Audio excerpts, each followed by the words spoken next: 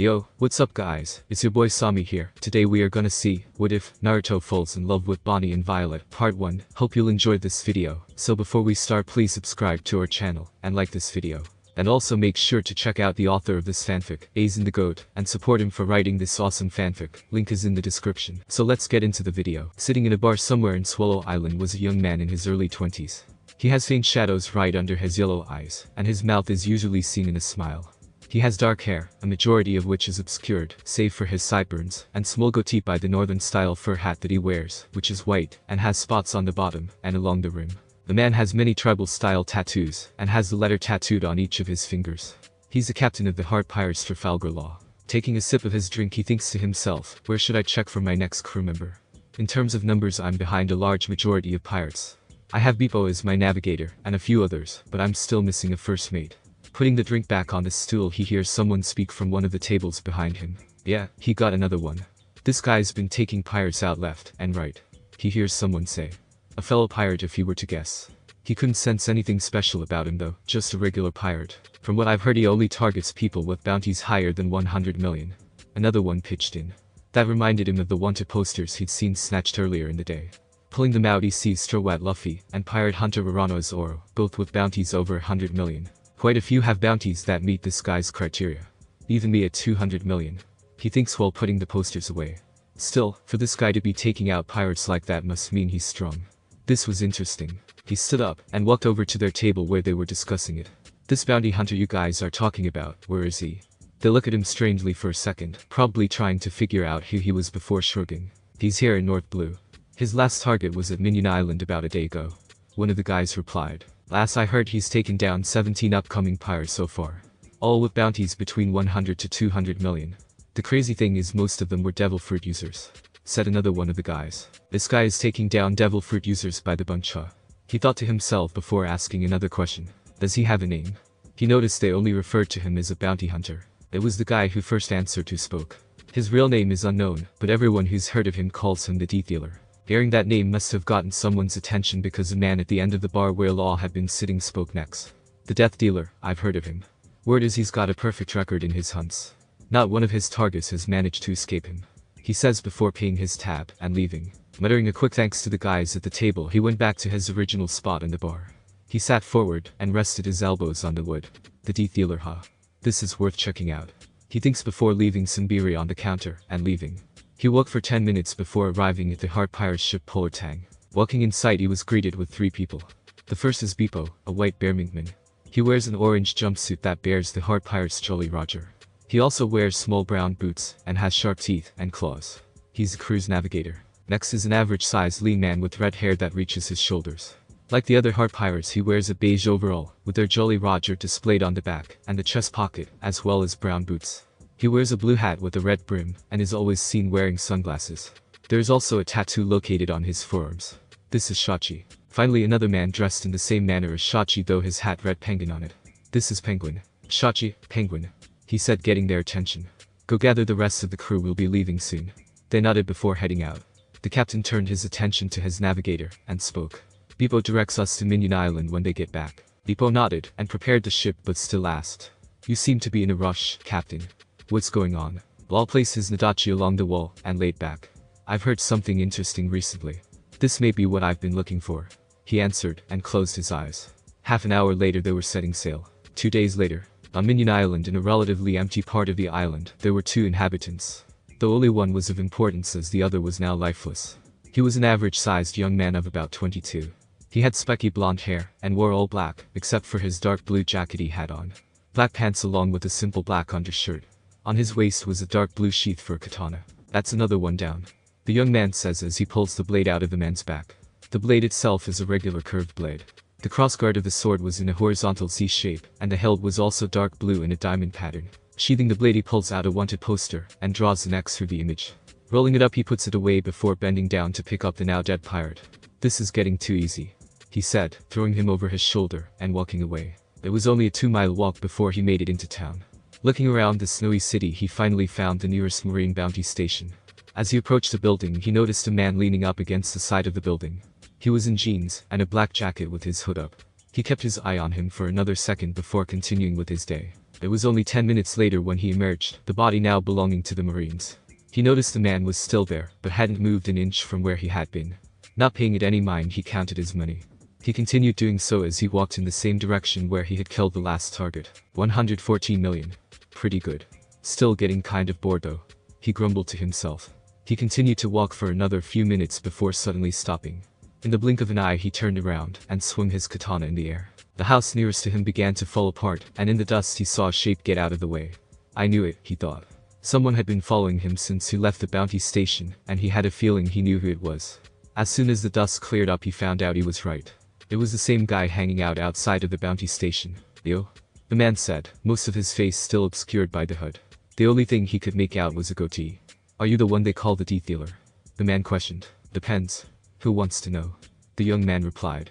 He watched as the guy pulled his hood down, revealing a young man, maybe a year or two older than him with messy black hair. Trafalgar Law, aka the Surgeon of Death. Your head's worth 200 million beer, you know. The Deathdealer said before adding, people usually hope I don't meet them. Yet here you are coming straight to me. Why? He asked as he laid a hand on his katana. I heard about you taking out pirates with high bounties, and that got my attention. Then I hear you mumbling about starting to get bored, and think this is perfect as I have a proposition for you. Law said. He watched the Deathdealer frown. He clearly wasn't expecting this. What is it? He asked slowly. He was interested in what Law had to say, but still had his hand on his blade. I want to find One Piece. But to do that, I'll need to have a strong crew to get there. He said, trailing off. The man smirked as he knew where this was going. So you want me to join you? Thanks, but I'll pass. I have no interest in One Piece. I want to build my own fortune, not take someone else's. I want to meet beautiful women, and finally I want to fight the strongest pirates in the world, and have them kneel to me. He says as he turns around. If you leave now I won't kill you just yet. He says before beginning to walk away. Law stood in place, and called out once more. Have you heard of Don Quixote? He asked calmly. Having heard the man's goal made it easier. He's one of the people I plan to face along the way. No doubt the Yonko will eventually be in the way as well. You help me find the One Piece as my first mate, and in return you get the best fights of your life. I'm sure you have connections so you can still cash in on the bounties of the people we face along the way. Law said. Sounds good, doesn't it? He asked rhetorically. He watched with a smirk as the blonde mulled over his words. It does sound pretty good. Thought the blonde Doffy, Whitebeard, Shanks, Kaido, Big Mom, the Marine Admirals. He went through in his head. He allowed a small smirk to grace his face before stoning it and turning back to Law. He nodded his head back in the direction of the town. Follow me, he said before walking off. The two walked into a full bar and sat along the back at an empty table. The blonde motioned the bartender to get him a drink before nodding to Law to get him one as well. Once their drinks arrived he sat back and took a sip. So, he began, how many people did you get in your crew, not counting yourself? At the moment I am about 7. Law answers, hoping it won't deter the man. Any notable characters? The blonde asked. Probably not. If I did, there's a chance they'd already be on your list. Law answered. That got a chuckle out of the bounty hunter. So what's your plan? He followed up. Head to Sabati Archipelago to restock on supplies. After that, pick up a couple more members and head to the New World. Law told him. He nodded. It was a good idea. Only fools would go into the New World unprepared. He's got a decent plan, and it has been getting boring lately. The battles I could have along the way, and the bounties of the strongest pirates had a certain appeal to me. If we find the One Piece, and I beat the strongest, my name will go down in history. He thought to himself. Alright Law, you've got yourself a first mate. He said, extending his hand. Law took it. Good. Come on, let's go. He said as they left the bar. They walked to the docks where the polar tang is docked. The blonde whistled at the sight of the big submarine. You know, if anything goes wrong while we're underwater in this thing, you and I are dead. He comments, earning a laugh from his new captain. They enter, and are met with the rest of the crew. Bippo, Shachi, and Penguin were there as well as some others. The first is a woman with curly dark brown hair and light brown eyes. She is wearing a yellow and orange hat. Like all the other members of the Heart Pirates, she wears a boiler suit with the crew's Jolly Roger imprinted on the left breast. This is a Kaku. Next to her is a tall man with puffy light hair. His eyes do not seem to have horizons or pupils. He wears a gray bandana with vertical black stripes on his face, which covers his entire face, and goes all the way down to his upper chest. Like most members of the Heart Pirates, he wears a white boiler suit with the Heart Pirates Jolly Roger on the left breast. This is Unit. Finally is a man of average size with brown hair, although only the bangs can be seen as his head is covered by a long dark blue hood that has a tip at the end. Like most members of the Heart Pirates, he wears a white boiler suit with the crew's Jolly Roger on the left breast. This is Klein. Yo. My name is Uzumaki Naruto. You guys probably know me as the Deathdealer. Looks like we're crewmates now. Naruto greeted before he turned to Law. So where do I stay on this sub? This way. The captain said, leaving the crew to talk. They looked nervous. Law took him to an empty room with only a bed inside. This will be your room, he told him. Naruto nodded and threw his bag of biri from his bounty on the bed and also threw his blade. Before we take off, let me get some of the stuff I have on this island, Naruto told him before leaving the crew to themselves. They watched him leave through the top and close the metal lid before looking to their captain. Captain, are you insane? Shachi asked if I had heard some stories about this guy, but passed them off as just some rumors, and you actually brought him here, he continued on frantically. What if he tries to kill you in your sleep? Asked Penguin. Their concerns are justified. Some of the people here that saw him say that he goes for pirates with high bounties. You're worth 200 million. Bippo tells him. It's fine. Law replied easily, if he wanted me dead, he'd have done it the moment he caught on to me following him. He's interested in fighting strong opponents, and knows this is the best way for him to do so, he says. Looking up, he sees they're not entirely convinced, but that was to be expected. Well, if you say so. Penguin said, what is his power anyways? He follows up. I'm not entirely sure.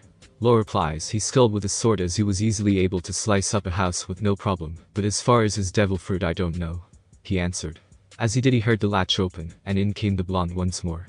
This time he was carrying an even bigger bag. Noticing the stares, he answered, it's all the bounty money I've collected. I wasn't about to leave without it, he said as he went to put it away. When he came back, Law decided it was time to get to know their newest member. So, what's your devil fruit power? Law asked straight to the point. Naruto smirked. I ate Yoyo no Mi, he answered. It wasn't a fruit they were familiar with. It's a paramecia type that allows me to perfectly calculate the absolute lethal dose of anything I consume. The amount that will cause death without fail. He revealed, enjoying the look that came across their face as they realized what he could do. I can then raise or lower that value as I see fit, which will cause a lethal dosage of whatever I want. For example, if I were to fight our captain here and consumed enough of his blood, I could then decrease the lethal dosage in his body, making his own blood fatal to him. Understand? He asked. They nodded, now understanding why he was so strong. Suddenly it made sense why he was referred to as the Deathdealer. That's a terrifying ability. Bippo commented on getting over his shock. He thought his captain had a strong power, but this was something else, isn't it? Naruto agreed. There's more to it, but that's the basic idea, he told them. I knew adding you to the crew was a good idea. Law commented. Alright Bippo, let's head to Sabati, he told the navigator. They submerged and headed out. It was a pretty uneventful trip. Bippo was steering while the others were trying to be discreet about keeping an eye on the first mate. About an hour into the trip, Bippo spoke. Captain, we have 3 Navy ships directly ahead of us, he said. Law looked up and was going to suggest just diving deeper, but he had another idea. Surface. We'll deal with them. Naruto quickly went to get his blade before coming back. Doing as he was told, he took her up and quickly broke the surface. They were directly in front of the ships. Law and Naruto stepped outside and quickly scanned the people. None of them were of any real threat. So how do you want to deal with them? Naruto asked, ignoring their orders to surrender. I want to see what you can do. Law answered, looking back at him. Alright then, he said before jumping forward onto their ship. As soon as he jumped, they fired their cannonballs. He easily cut a lot of them with his blade, sending them off course. Landing on the poop deck of the center ship, he began playing with the Marines. He quickly cut one across the chest before spin kicking the one behind him overboard. He jumped to the side to avoid a bullet before rushing the man. He kneed him in the gut before cutting him in the back and dropping him. Looking over, he noticed the Marines aiming at him. Jumping high in the air, he quickly let off 3 slices, and they watched as the ship cut into 3 even pieces before sinking into the ocean. Having successfully taken down 2, he jumped over to the last ship and stood still in the center. The Marines were all looking at him in fear of what he could do, but no one seemed to want to back down. Law had taken this time to hop onto the ship as well to see the action clearly. You're brave, I'll give you that. Because of that you won't end up in the ocean like your fellow Marines, Naruto said. If Batty said. Law watched as a black pool-like substance appeared on the floor of the ship. He watches in fascination as the entire crew just falls over. They're alive, but they're out cold. Damn. He commented as Naruto stopped the technique. What was that? He asked. One of my techniques. I lowered their resistance to nitrogen. Seeing as it's a vital part of air, they passed out due to me lowering their resistance to it, he explained. It was one thing to have it explained, but watching it was something else. Bippo was right. That is terrifying, he said as they headed back to their ship. Our crew's strength just went up, he thought happily. Their chances of surviving the new world had just gone up tremendously. The crew had finally made it to Sabati Archipelago. After the incident with the Navy, they ran into little to no trouble. It took them a week and a half to reach the place, but they made it. In the time it took them to get there, the crew had warmed up to their blonde crewmate. They were still cautious around him, but since their captain trusted him, they would give him a chance. The sudden stop of the sub let them know that they were ready to surface. Bibo took them up, and soon enough they were heading outside. Naruto looked around in amazement at how tall the trees were, as well as all the bubbles that surrounded the place. He looked to the nearest tree, and read Grove 20 in white lettering. Stepping onto the island, the crew began walking. They walked in silence, taking it all in for a few minutes before realizing something. There's nobody here, Law said as he looked at some of the buildings. They were beat down, and looked like they hadn't been used by any residents in a while. They continued walking deeper into the trees before both Naruto and Law stopped, drawing attention from the rest of the crew. They both looked up at the same time. "Hey, you feel that?" Naruto asked his captain. Yeah, as soon as Law replied, 13 men appeared from atop the tree branches. "Hahaha, looks like we have one boy. Your bounty is mine," one of them yelled as he jumped down, his blade high in the air. The rest followed soon after. Law raised his hand, palm facing the ground, and a white circle began spinning before expanding considerably. He said calmly as a light blue dome quickly appeared around the surrounding area. All 13 bounty hunters were within the dome. Naruto looked down to see a piece of wood next to his foot. He kicked a piece into the air in direction of one of the bounty hunters. The man just tilted his head, letting it sail past him. "Law," Naruto called out. In an instant the blonde disappeared from his spot and was replaced with the wood. He reappeared behind the man and quickly cut the man up into 3 pieces. Normally this is where he would have died, but instead the pieces just began floating about. Law unsheathed his Nadachi and made several quick slicing movements before sheathing his weapon. Everyone was now no more than floating body parts in Law's room. "I heard about this technique when I was researching you, but seeing it in person is even more impressive," Naruto comments as he watches Law make circular motions with his hands. The body parts begin connecting with different ones, and some were even sticking to the trees and surrounding items. "Hey, stop, that's my leg," one yelled. "That's my arm, what are you doing?" Another yelled as he watched his leg be attacked to where the head of someone else was supposed to be. The rest of the crew watched with wide eyes as their crewmates handled them like nothing. The hunters didn't even make it to the ground. Law cancelled the technique and was about to keep walking when he saw Naruto walk up to one of the bodies. The blonde noticed a few pieces of brown paper sticking out of the pockets of one of the guys. He quickly snatched them and checked them out. "Wanted posters," he thought as he shuffled through them. "I don't know if you were their main target, but you're one of them for sure," he commented as he held up Law's wanted poster. He looks at the rest with a calculating eye. "I recognize every single person on this list. Wait, this one's different," he thinks as he looks it over. "A map of the archipelago, sweet." He threw the posters away while keeping the map. "So groves 1 to 29 are Lawless area," Law says as he reads over the notes on the map. "The supplies are going to be in Grove 40 then," he adds. They nod and head on their way. After that first initial attack they were only ambushed one more time, and settled it with almost no difficulty on their part. After about 20 minutes of walking they finally arrived at Grove 40, after having passed by the amusement park. There were bright lights, and plenty of people going about their day unlike where they had arrived. "Well, we're definitely in the right place," Naruto commented as he looked around. "Everything from fishmen to things I haven't seen before are here," he added after seeing a blue-skinned man pass by. "We're above Fishman Island, so that's probably why there are some fishmen here," Law told him. Naruto was about to say something else when the sound of his stomach rumbling stopped him. "Come to think of it, I haven't had a meal in about 10 hours, Naruto said as he looked around for a place to eat.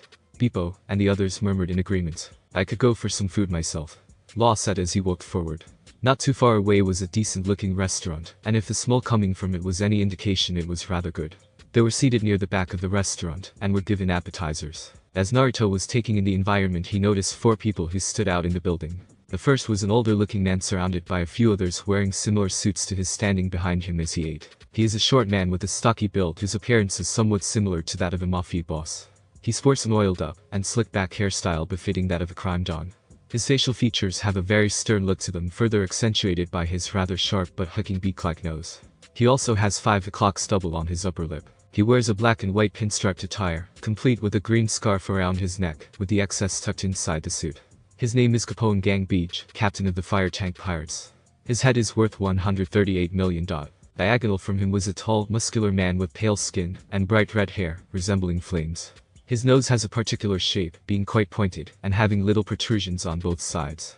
He has dark reddish-purple colored lips, and fingernails, red-orange eyes, and no eyebrows. His attire consists of black and yellow lizard print pants with a red fringe, motorcycle boots, and a blue sash under a green belt, fastened by a large circular buckle with a 4-leaf clover-like pattern in the middle.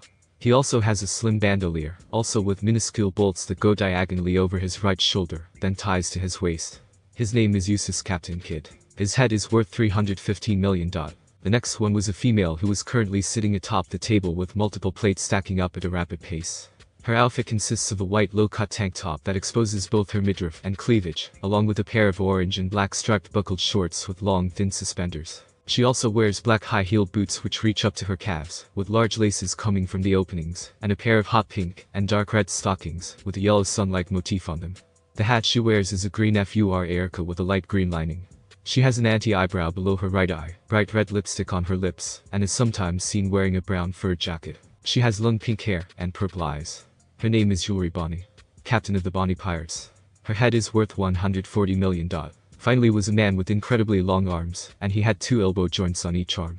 He wears a set of orange headphones with his name on either side over his ears, and hairstyles similar to Jabber's, where the hair on his scalp has been pulled tightly, so that his roots resemble lightning patterns. A red Chinese garb with Cruz Jolly Roger at the center of a large flower-like print splayed across the chest area, as well as on his back. He also has a yellow scarf around his waist. His name is Scratchman Apu, captain of the on-air pirates. His head is worth 198 million birri. Well, that explains all the bounty hunters here. Law says as he began eating the food that was brought to them. Finishing his bite he added, this place is crawling with high bounty pirates. You'd have been in heaven here if you were still just a bounty hunter. The heart pirates weren't the only ones who noticed this either. Eustace ate a piece of meat and spoke to his crew, though he spoke loud enough for mostly everyone to hear him. 3 big names in one place. 10 of us total here with bounties over 100 million. He said, not recognizing who Apu was. There's supposed to be 18 more. Answered Apu. Eustace looked at him for a second before asking, who the hell are you? Rudely. Naruto took this opportunity to let himself be known. Scratchman Apu. Also known as the Sea Roar. He also has a bounty over 100 million, so that would make it 11 on the island. He told Eustace before turning to Apu. Also, the other 18 won't be making it here or to the New World, he informed him. Yeah? Asked an irritated Eustace, how would you know? Come to think of it, who the hell are you two? I recognize Law next to you, but I have no idea who you are. He said. At this point he'd gotten the attention of both Capone and Bonney, the latter of which was still eating. First mate of the Heart Pirates, Uzumaki Naruto. No bounty. He introduced. Kid, along with a large majority of the pirates in the room, began laughing uncontrollably at this. Law and Naruto both let a small smirk come across their faces. These guys had no idea. Finally, having gotten himself under control, Eustace spoke up again. No bounty. No wonder I haven't heard of you, you're a nobody. He said while standing up. I should just kill you now, and save you the trouble of getting killed in the New World. Not at all fazed by Kid, Naruto took a sip of his drink, and replied. Perhaps you may know me by my other name. He paused for effect. Have you ever heard of the Deathdealer? Anyone who may have still been laughing from earlier immediately shut up. All 4 captains' eyebrows in the room had raised slightly. Ah, so you have heard of me? He asked out loud. He turned his attention strictly to Kid, and said, the reason they won't be showing up is because I'm the one that killed them. Appo's eyes were the only ones who were up in disbelief. He'd heard of the man but believed the tales to be an exaggeration. Most bounty hunters were low-level one-ups, with the exception of a few like Kurano Zoro. Now he understood why he didn't have a bounty on his head. Outside the restaurant, both the residents of Sabati and tourists alike were minding their own business when suddenly the wall exploded. Out of the smoke, Naruto jumped out and stood in the middle of a couple of buildings. Placing his hands in his pockets, he sighed as he really should have seen something like this coming. Capone, Bonney, and Apu also jumped outside, though they stayed off to the side interested in what would happen. Law too joined as he brought his food outside and sat atop a wooden crate. It was one thing to watch him fight low-level marines and bounty hunters, but this would be more interesting. You should really stop before you end up dead, Kid. Naruto warned. You bastard. Kid yelled in anger as he glared at the blonde. One of the pirates you recently killed was an informant of mine. You've managed to set me back quite a bit, and for that you're going to die. He said as he used his devil fruit powers to draw any metal objects towards him. Guns, swords, scrap metal all began gathering at Kid's hand as he raised it up high. Naruto watched as the metal began taking the form of a giant hand that began descending upon him. He easily dodged the first hit, letting it make a big crater in the ground before jumping over a swipe. He continued to jump, duck, and dodge the swipes before having to draw his blade to deflect pieces of sharp scrap metal attacking him. Should we help him, Captain? Asked Beepo. Nah, he'll be fine, replied their captain coolly. Looks like he's not gonna stop. Might as well get my name out there. Showtime. He thought before jumping and letting himself get hit with a hard swipe by the metal fist. He was sent flying face first into a building. It collapsed soon after, burying him in rubble. Ha ha ha ha. Kid laughed as he deactivated his powers, allowing all the metal to drop. Serves you right. Bonney took a bite of her pizza and spoke. Looks like you're gonna need a new first mate, Law. He's probably dead. Looks like those stories about him were just rumors after all. Law says nothing but is watching the rubble through slightly narrowed eyes. I know that's not enough to take you out. What are you up to? He thought. He was right as pieces of the building began moving before a hand appeared. Eustace frowned as he saw it, and allowed some electricity to gather at his hand, ready to activate his power once more. The blonde stood up, blood dripping down from his forehead. They watch in disgust as he makes a cup with his hand under his chin, and lets the blood collect before drinking it. What the fuck? Kid saying what everyone was thinking. Everyone minus Law, and the heart pirates it is. Allows me to perfectly calculate the absolute lethal dose of anything I consume. The amount that will cause death without fail, he recalled the blonde saying when he joined. Did you really think that would be enough to kill me, kid? Naruto asked rhetorically. Well, it doesn't matter. Just know your death is imminent from this point on, he said. I've lowered your body's lethal dose tolerance in your blood system, he explained. Most of the spectators were wondering what he was talking about since they hadn't seen him do anything. What are you talking about? Kid asked. It's a special ability of my devil fruit. All you need to know is that the blood circulating through your veins is bringing you closer and closer to death, the blonde said. Kid gritted his teeth as he felt his body start becoming weaker. He wasn't stupid, he knew the blonde wasn't lying, since he was feeling the effects. If my body's tolerance has decreased, then all I have to do is lose a little blood then, he thought as he reached for his dagger. He pulled it out, and prepared to stab himself in the gut with it, but was stopped as his opponent spoke up once more. I know what you're thinking. You're thinking you're just gonna cut yourself and lower your blood. Sorry to say, but it's not that easy, Naruto said before he took a quick look at Kid. A man of your stature looks to be about 95 kilograms. The approximate ratio of blood per kilograms is about 65.7 milliliters of blood per every kilograms of weight. So you have roughly 6 liters of blood in your body. Naruto began. Law being the medic, he is nodded in agreement. He was inwardly impressed by the blonde's knowledge of the human body. Though I guess with his power it would be in his best interest, he thought. If you lose half of that, in this case 3 liters, you'll die of blood loss. On top of that, the lethal dose your body can handle, I've decided, is 2 liters. He said, loving the wide-eyed look of fear on Kid and everyone else's eyes. I know you're not as stupid as you look, but I'll spell it out for you anyways. Either you'll die of blood loss, or you'll be killed by your own blood circulating through your veins. It was at this point that Kid coughed up a bit of blood and fell face first. His crew quickly came to his aid. Every pirate who had witnessed the battle watched in both fear and awe. Kid had the highest bounty of them all, and was by no means weak, and had been beaten like nothing. So that's why they call him the Deathdealer, Capone said as he took a puff of his cigar. He'd be lying if he said he wasn't the least bit worried about this man. The Surgeon of Death and the Deathdealer. Began to prove that's a ridiculously terrifying combination, he said as he wiped his forehead. He hadn't even realized he'd begun sweating. Naruto walked up to the downed form of Kid, ignoring the man's crew. Don't worry, Kid, you live. I just want you to know how easily I could have killed you if I so wished. With that being said, he turned and noticed that the staff had all left the restaurant. Damn, gotta go eat somewhere else. The crew stood up and began heading for another restaurant. As Law walked by, Kid he spoke, and after all that big talk inside he trailed off slightly. This is what happens when you rush into a fight without a plan. Saying his piece, he walked next to Naruto as they left. The people watching all began muttering to themselves about what they had just seen. They watched as Kid got up and glared at both Law and Naruto as they walked away. He made a promise to himself that he'd kill both of them in the new world. You know, you've just made us enemies of the Kid Pirates, Law said with an amused tone. Yeah, but it's nothing we can't handle. They were already a potential enemy anyways, Naruto replied. So that was another of your devil fruit abilities, Law said more than asked. Yeah, it's one of the stronger ones, the blonde replied. So then encountering an admiral won't be too much of a problem then, he asked. No, it'll still be a problem. That ability only works on Paramecia and Zone type users, as well as regular non-devil fruit fighters, he explained. This is what Law was interested in. This power seemed to be too good to not have some limits. Loja users can change their body into an element, changing the nature of their entire body. So while it would work on, say, Akiji or Kainu, it won't work on someone like Kizaru. Manipulating the dosage of blood is more difficult than any other substance, so it takes longer. I was able to do it to Kid because he was arrogant. An admiral wouldn't give me enough time to do it. Not as I am now anyways. The only one who would let me would probably be Kizaru out of curiosity, but he's the one it wouldn't work on, he told him as they entered another place. I knew there would have to be some big drawbacks. He'd be unstoppable if he could just do it to anyone, Law thought. Wait, he said as he put a hand up. Look. They looked out the window and saw Arano's aura walking directly into a celestial dragon's path. Oh, this is gonna be good, Naruto said as he eagerly watched. The crew watched as Zoro stopped in front of the celestial dragon, who had an annoyed look on his face. Naruto noticed that the fat man was standing next to a chained man who looked half dead already and had woman chained at the neck. He scowled. They like to paint us as the bad guys, but the Marines allow shit like this to happen. Hypocrites, he says angrily. Law raised an eyebrow. You got a personal problem with the celestial dragons? He asked curiously. Yeah, I hate them. Look at them. He motions to the man's head inside their little bubble, because they can't be bothered to breathe our air. It's too bad they can't be touched. Bebo commented, the moment someone defies them the Navy will have an admiral here in a heartbeat. He said. Yeah, we can't touch them, Naruto said as he noticed the man was eating an ice cream cone. Back outside, Zoro asked if he needed directions. The man was shocked and quickly raised his golden gun and aimed it at the pirate.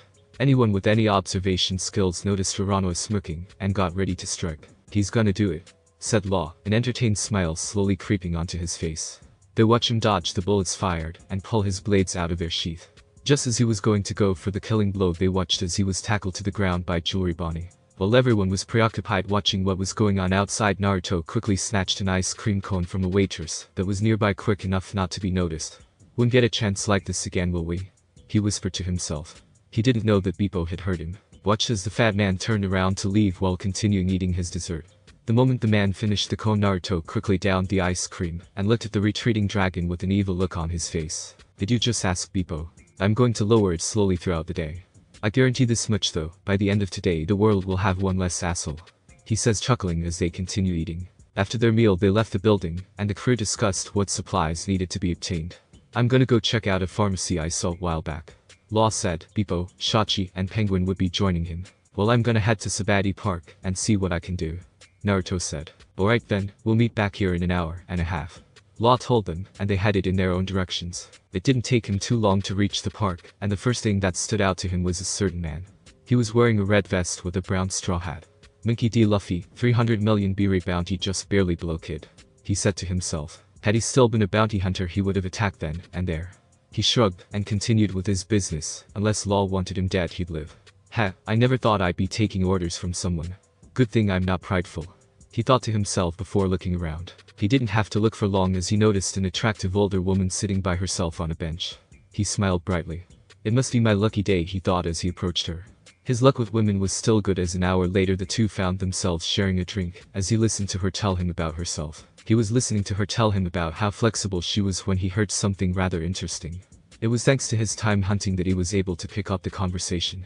We need to head to the human auction house. I heard they're selling a giant and a mermaid. One of the guys whispered. No way, what time? The other asked. It starts at 4 o'clock. Naruto narrowed his eyes. This place sold people and fishermen like it was a regular occurrence. Like it was okay. That's fascinating.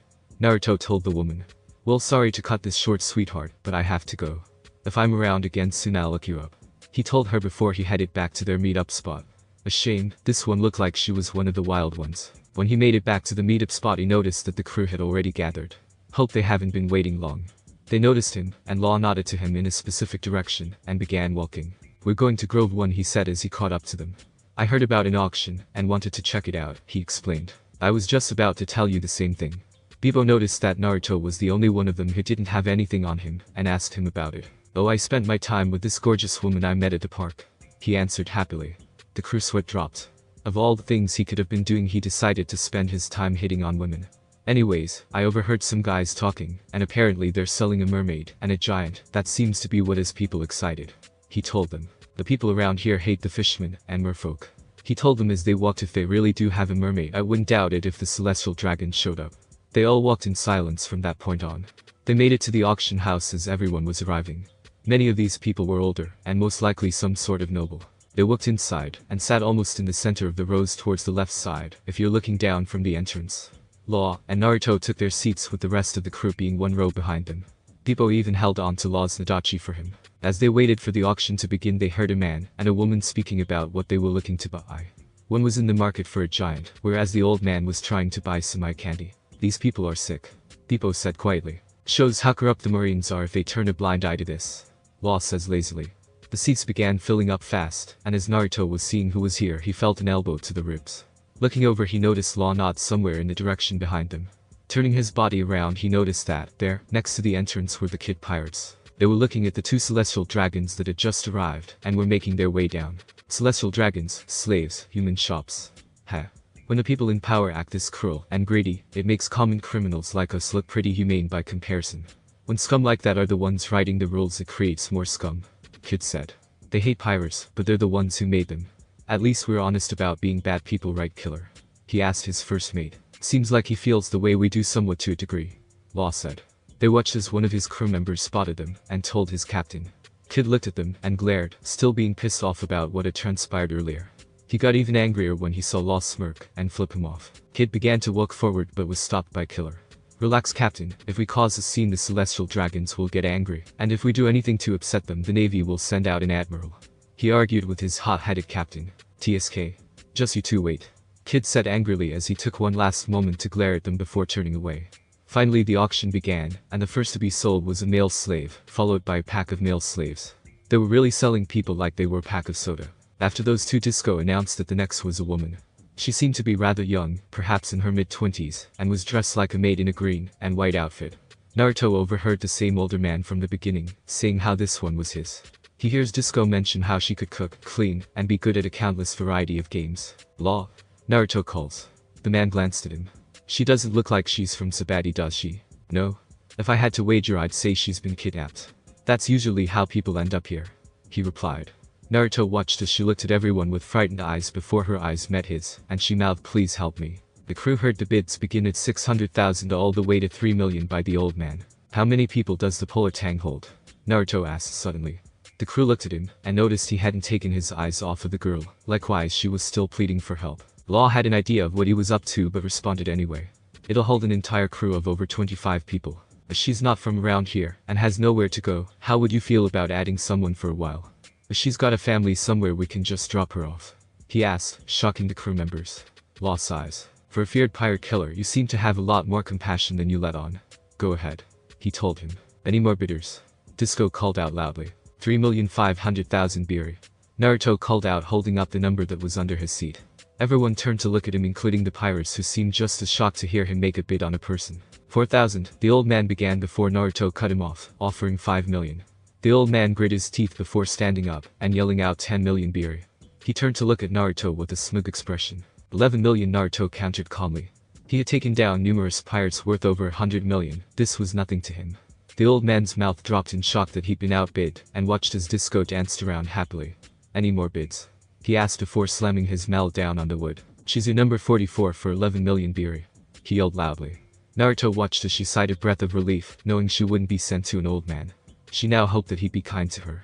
Little did she know if she was from here she'd be set free soon. Soon another female and a pirate captain were up for sale, in which the pirate captain decided to bite off his own tongue, rather than be taken as a slave. As he was being tended to they heard the sound of a door opening, and another celestial dragon walking in. It was the same one from earlier today. Naruto felt a nudge on his shoulder. I thought you were killing him. Bippo asked. I'm still going to. I've been lowering his resistance to dairy slowly throughout the day. I'll off him right before we depart. He answered. The main attraction had finally appeared, and to most people's amazement it was a mermaid.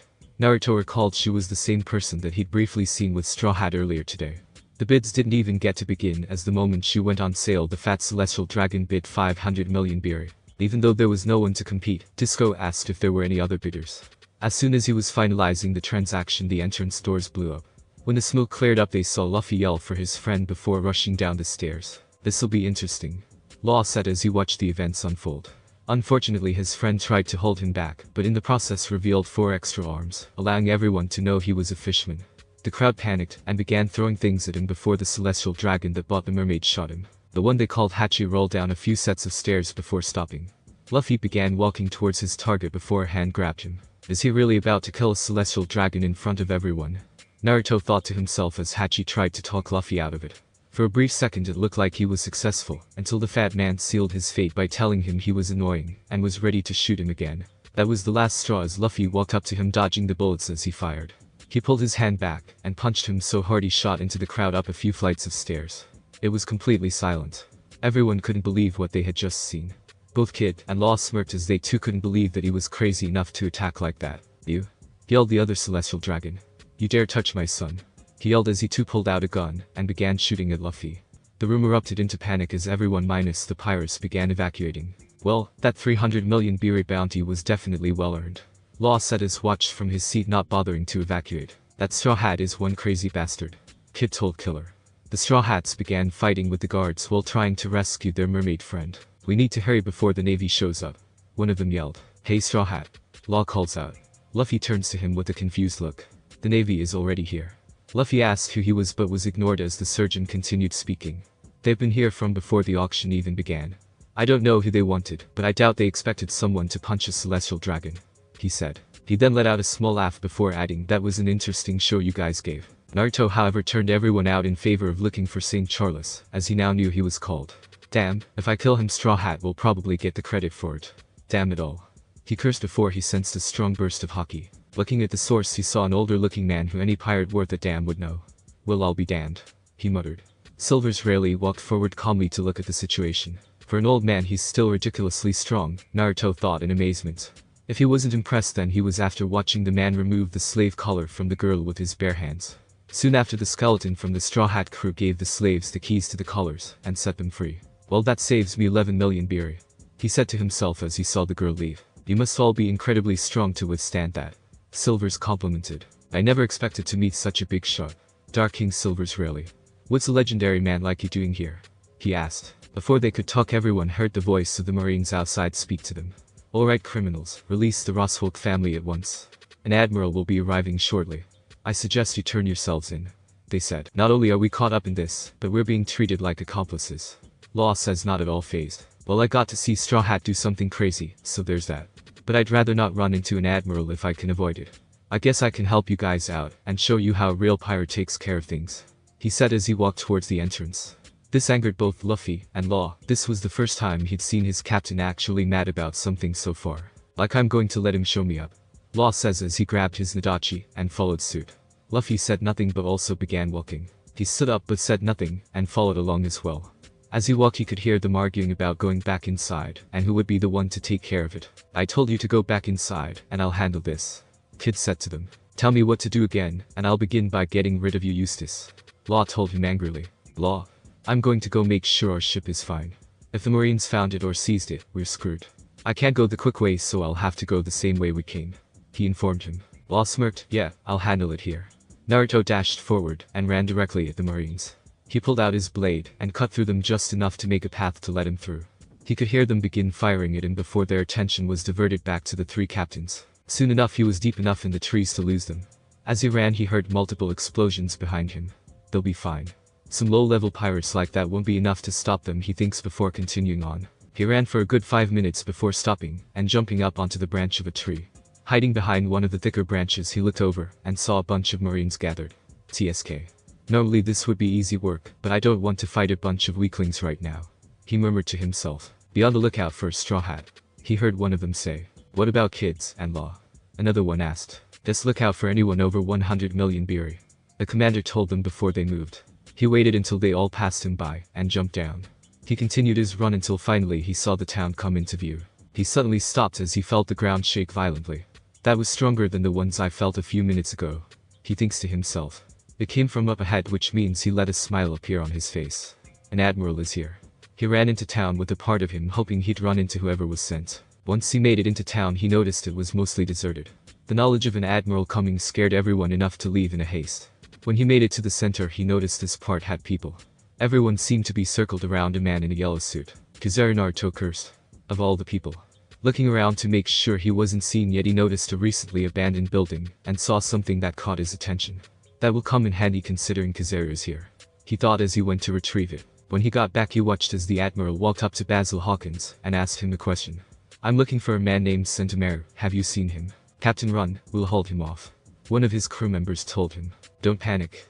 I will not die today, Hawkins replied as he pulled out a deck of cards. Those cards aren't going to save you from him, man, Naruto thought. Combat, chance of defeat 100%. Escape 12%, Hawkins began. Kizaru finally got fed up and asked again. I've never heard of such a person. Well, that leaves me with nothing to do, and I can't let someone with a bounty like yours go free, Kizaru says in his carefree way. Have you ever been kicked at the speed of light? He asked rhetorically as his leg was already inches away from the man's face. This is it, Naruto whispered as he watched closely. His eyes showed Kizaru moving in slow motion as he kicked the man into the wall to their right. I see, he thought as he mentally rewinded what he'd just seen. He watched as Kizaru then shot a beam of light from his finger into the rubble that was Hawkins. Unfortunately for him Hawkins remained standing without a single scratch on him. Their fight was on hold as crashing through another building was the madman Kirauch. He seemed to be in bad shape.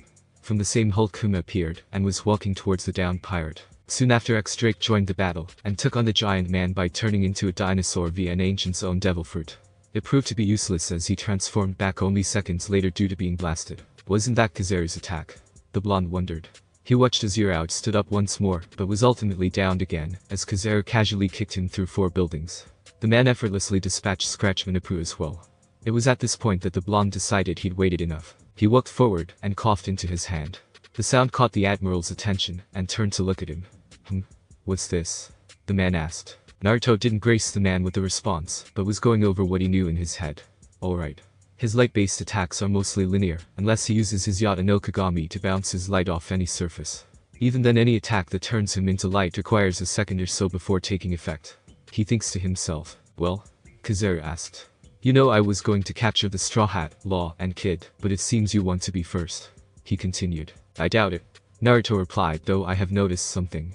He added afterwards. The man tilted his head in confusion. Oh? What would that be? Out of everyone you fought, you never bothered to dodge or block any attack. He told him. Yeah, I guess that's true. Kizaru admitted, but none of them really had a chance to do anything, you see, so I didn't really feel the need to. He answered lazily. So you don't block because you're certain they're no threat to you? Naruto told him. The Admiral scratched his chin and answered, when you say it like that it sounds really cocky. Then since you're sure you'll win, you're not going to try and dodge this attack, are you? He asked before appearing in front of him at fast speeds. He appeared in the air next to his head, his leg ready to kick him the same way he'd done to Yurao earlier. As he suspected, Kizaru didn't move to block, just stood there with his hands in his pockets. At the last possible second, Naruto covered his leg in Bushishoku Haki and managed to blast Kizaru through 2 buildings. Naruto landed and looked at the rubble with a smirk on his face. The smoke cleared out, and the Admiral walked out casually. Though he wasn't without damage, while not major, he did have some tears in his clothing, and was bleeding from the side of the mouth a small amount. Apu managed to gain enough consciousness to look up in time to have witnessed it. The blonde was even stronger than he originally thought. He managed to wound an Admiral, granted it wasn't by much, but he'd still done it. Whereas they'd all been dispatched without issue. I see. Began Kizaru as he wiped his mouth. You're different from the rest. You used Haki to counter my Lojo abilities just now, didn't you? He asked as he cracked his neck. Well, I can't underestimate you too much now, can I? Tell me, what's your name? Kizaru asked. The Deathdealer Uzumaki Naruto of the Heart Pirates. He introduced. It seemed the Admiral knew him if his raised eyebrow was any indication. The Deathdealer, you say? You've been handing us wanted pirates for a while, and now you're one of them. He said. Why did you join up with Trafalgar Law? You'd make a great marine. He told him. Because you guys turn a blind eye to what the celestial dragons do, and are just as corrupt as some of the pirates. He answered without missing a beat. In a heartbeat, he appeared in front of Kizaru with a slashing motion. This time the man did dodge, and immediately brought his leg up. Naruto remembered this as the same technique he used on Haken. Faster than Kizaru expected, Naruto spun, and kicked the man's leg off to the side, resulting in a bright yellow blast hitting another tree. The blonde looked up to see the man pointing at him, and began shooting beams of light at him. He jumped constantly to avoid being hit by any of them. He saw one coming towards him, and jumped up, barely managing to avoid it. He noticed that Kizaru was to his right, and had no time to react as he was hit with a light speed kick to the side. Just like the rest of the pirates, he was kicked into one of the empty buildings. Damn, that hurt. He thought as he quickly left the building. Not a second sooner, the whole thing exploded, no doubt from another kick. Taking a deep breath, he charged once more, and began slashing rapidly. Kizaru evaded every strike seemingly without a problem. Are you sure you won't join the Marines? Talent like yours shouldn't be wasted. The man asked again. His answer came in the form of another slash at him. Seeing as this wasn't working, he jumped back and caught his breath. Damn it, nothing's working. He's toying with me. I only got him with that first attack because he was overconfident, he thought. He looked around and saw the state of their battlefield. Broken buildings, rubble, and cracks all around the floor. Wait, that was it. He charged at the man again, but this time Kizaru did more than dodge. As he slashed at him, the man moved faster than before, and managed to hit him with another light speed kick into a building parallel from the first one. Naruto coughed up some blood, and put his palm on top of one of the cracks that was leading outside. He allowed a black substance to seep into the ground. He stood up, and continued the plan. He attacked again, this time faster than before. He slashed horizontally, and as soon as Kizaru ducked, he brought his Haki-coated leg to hit him. Unfortunately, he was parried, and was hit with a hard fist to the gut.